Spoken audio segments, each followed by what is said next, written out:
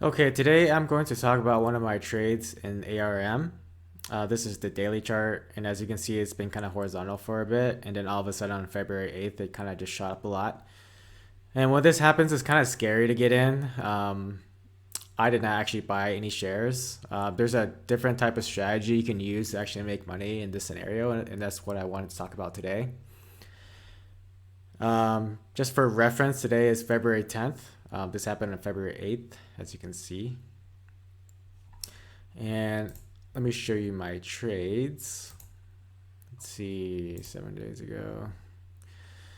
Okay, ARM, these two trades here. I sold a put that at the time was 8 days till expiration, so very short dated. It was a 99 put. 99 meaning the strike of the put.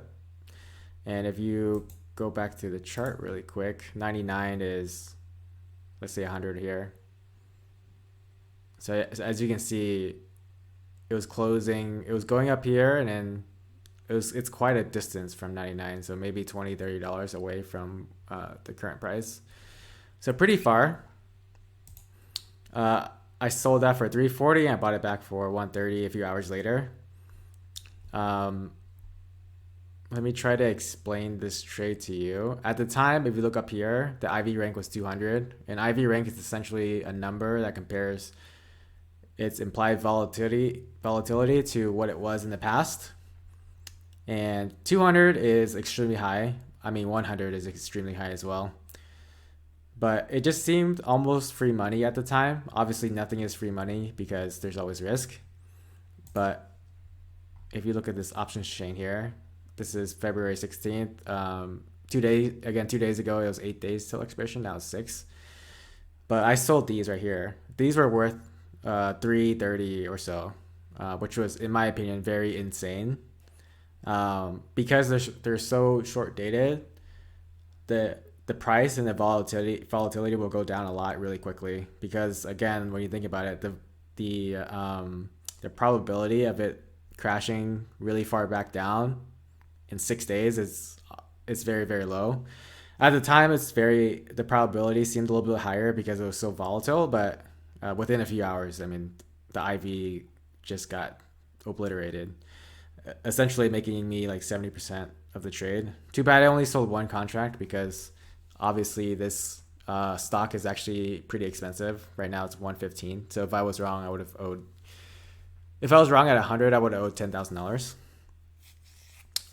So that's essentially why I only sold one contract. But honestly, I should have sold two.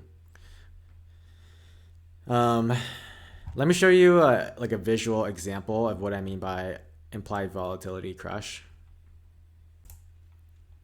Okay, this is a very bad drawing, but it gets the point across. Let's say this chart is prices of different strikes, and this is where it's at currently, the stock price, the ATM at the money. So let's say in a normal situation, the prices of options look like this. So right in the middle is where all your expensive options are. Essentially, the probability of these being in the money is like 50-50. So that's why these are like 50 delta, as they say. And as you go further from the price, the puts become less probabilistic in becoming in the money. That's why they go down in price.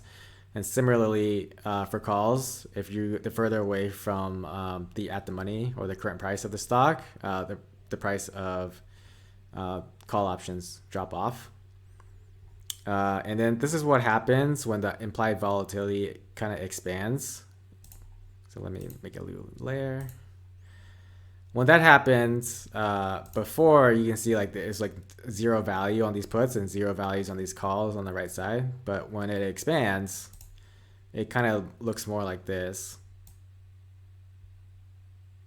right? The hump is much wider, meaning the wings essentially increase in probability that it will be in the money.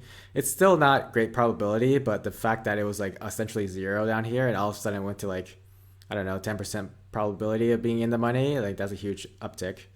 Similarly for the calls as well. So my play was to essentially sell puts here when the price is up here. And then when the volatility gets crushed, as it did within 2 hours, uh, the difference is essentially this price here that you capture. So that's the play. When you see stocks explode in IV, you can actually sell an option. Obviously, you have to be aware of what happens if it goes against you. And I'll probably make a few videos of me losing some trades that way so you can see what happens. But like my biggest thing was that I would have lost, well, not lost, but I would have had to use essentially $10,000 to buy 100 shares of ARM. So that was my downside, which I was fully aware of. But if that didn't happen, you capture the difference between the price you sold the put and the price you buy it back. So I probably bought it back here. I captured like again 70% of the potential earnings that I could have made. So that was the play. When you see something with 200 IV, you should think about selling some options as long as you know what your downside risk is.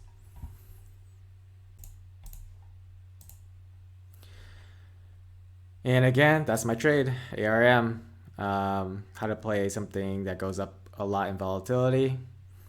I would probably make more videos in the future just describing my trades.